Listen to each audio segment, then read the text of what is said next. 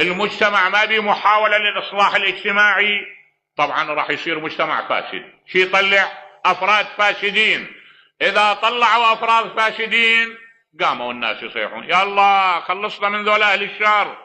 شلون يخلصك؟ إن الله لا يغير ما بقوم حتى يغيروا ما بأنفسهم. شلون بس تريد من الله يخلصك؟ ليش ما تخلص نفسك أنت تشكل على الله. تحضرني قصة جميلة. يقولون أحد الأمراء عنده بيت بصفة أكو بيت عجوز. هذا راد يبني هالبيت، يعيد بناء بيته. هذا بيت العجوز يشكل زاوية تتحكم بهندسة بيته. ودى ورا العجوز البيت ذاك اليوم قيمته 10 دنانير ذهب. ودى ورا العجوز أحضرها، قال لها أنا أريد هذا البيت أشتري منك.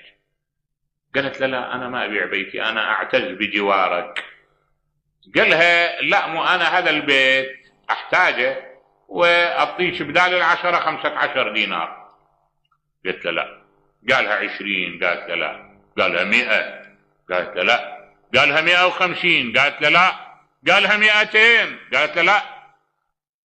قالها أنا راح عن طريق آخر أخذ منك البيت. قالت له شنو؟ قال أخلي القاضي يحجر عليك لأن أنت شفيها.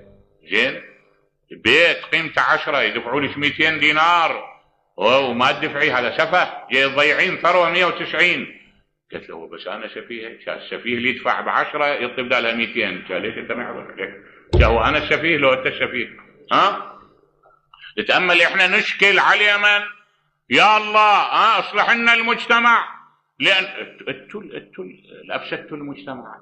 أنتم بأنفسكم ما حتى بصورة فردية ما حد من عندكم يكلف نفسه أن يوجه ابنه أو يرشده أو يوجه جاره أو يحكي له كلمة طيبة، أو على أضعف الإيمان أن هو يمتنع عن الحرام والانحراف. نعم هو لأنه الإصلاح ينطلق من الفرد إلى الآخرين.